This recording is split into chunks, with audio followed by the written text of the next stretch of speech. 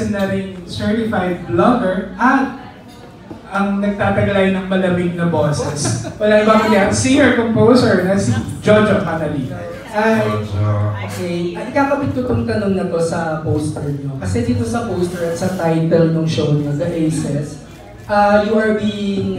you are role-playing as royalty, maybe as artist, and tama naman, because you've proven so much, even si Jonah and Darren at such a short period of time.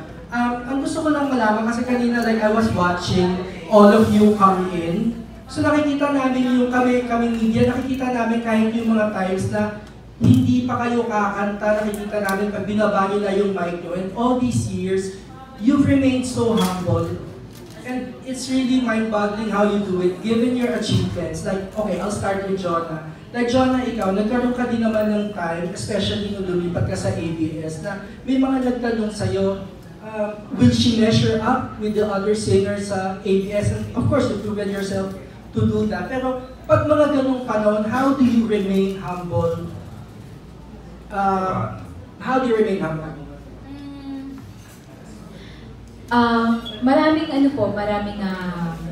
Maraming factors po. Isa na doon is yung tao po na nakapaligid sa'yo. Of course, kung sila po yung mga tao na mature and also humble din po, kahit gaano sila din ka-successful or sabihin natin na may pera, but still, nandun pa rin po yung puso nila and yung mindset po nila na to always keep your feet on the ground, sabi nga po, di ba? So, malaking bagay po talaga yun yung meron kang mga tao sa paligid na yun po yung nakakapagpa-remind sa'yo na kahit anong achievements pa yung makuha mo or marating mo, wag mong ipagmamayabang. Kumbaga, let other people praise you. Parang hindi po ikaw mismo yung magbubuhat ng sarili mong bangko. And another thing is, syempre nagsimula din naman po ako sa bottom. So alam ko din po yung pakiramdam ng nag-uumpisa na hindi po masyadong kumbaga pinapansin, hindi pinapansin or hindi binavalue. So dala-dala ko pa rin po yun hanggang ngayon para po i-remind yung sarili ko na dito ka rin nag-umpisa sa ilalim. So yun po yung mga bagay na nakakapagpaalala sa akin kung bakit dapat wag po tayong magmayabang or dapat maging mapagkumbaba. And also, I think the biggest factor po para sa akin is yung faith po.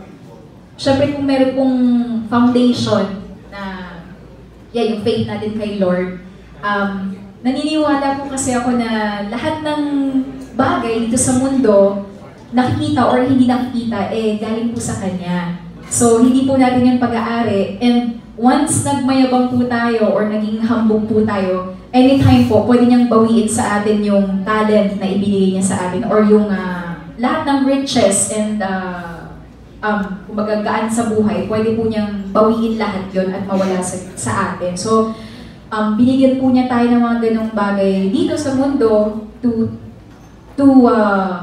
to take care of those things, kumbaga pagyamanin natin. So, yun po yung nasa isip ko kung bakit siguro kahit may mga na-achieve po tayo mga bagay-bagay, ganun pa rin po yung natin.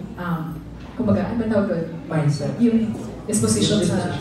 Yes. Kasi more than a comment, more than a question, it's an observation from Jojo Panaligan. You guys have remained humble all these years despite of yung mga accomplishments, achievements nyo.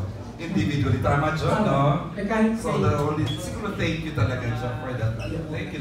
Even kay Danny naman. I remember there was a time nung pumasok ka sa kabilang variety show.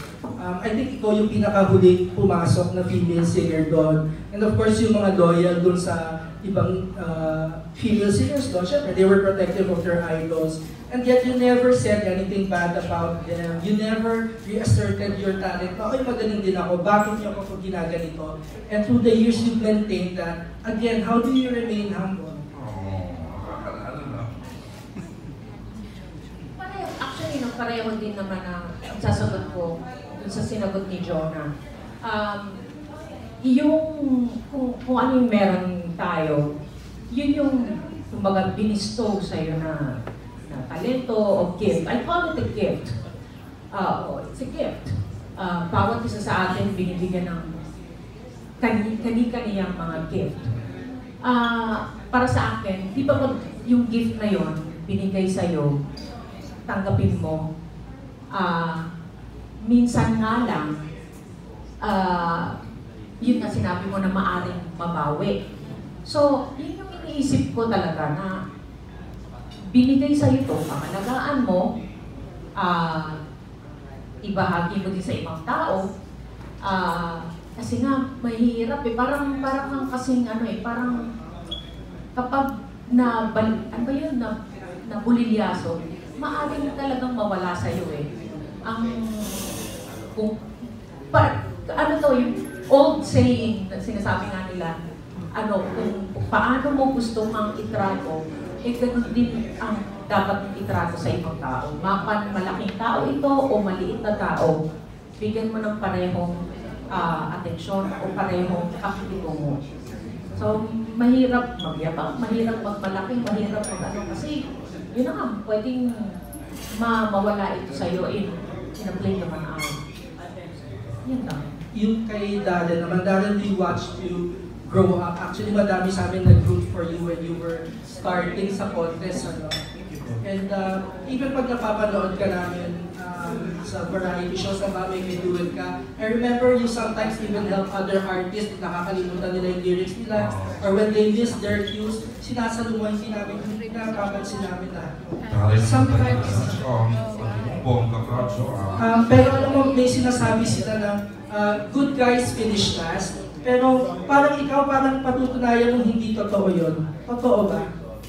Parang po sa akin, yun nga po, hindi naman po ako nanalo sa The Voice Kids, pero I'd say I'm very blessed to have everything that I have now and everything that's going on. And yun nga po, katulad po ng sinabi ni Ate John and ni Miss Lani, mahirap magyabang kasi in this industry, anyone can replace you at any moment. You know, you always have to keep proving yourself every day, and that should be your mindset to stay humble. And that's one thing my parents have always told me growing up, is to always stay humble. Be nice even to the people, yung start with kahit yung guards nyo lang sa bahay, gano'n, up to, syempre po yung mga bosses. You should all treat them equally. And ayun po, I'm just very thankful for everything. Pero yung last question ko, narinig ako na kahit halimbawa may nag-comments ka from fans through the years, talagang you don't even defend yourself, or you don't. What is your mindset when people try to bring you down?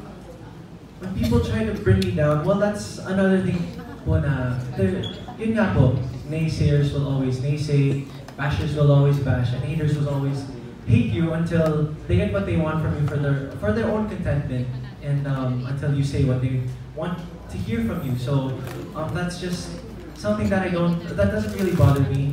It's not something that I pay attention to po. And the bashers, their comments to me are funny. And yeah, that's one thing that my parents nawiwirdohan po sila sa akin. Bakit? We know you're so chill about it, pero you should sometimes naman talaga not pay attention to it, but sometimes these comments will get to you, and that rarely happens naman po. So you get hurt then sometimes? For me, opo, syempre sa bashers. Pero as long as you know that what they're saying isn't true, as long as you know who you are at the end of the day, it won't really affect you. And as long as you have positive people surrounding you all the time, telling you, reminding you why you're here every day and doing what you love. So that really helps at the end of the day po. Yun. Iba talaga ang upbringing sa batang ito. I'm so proud of you na, Darren. Ako nga hindi naman sikat, may basher sila pa.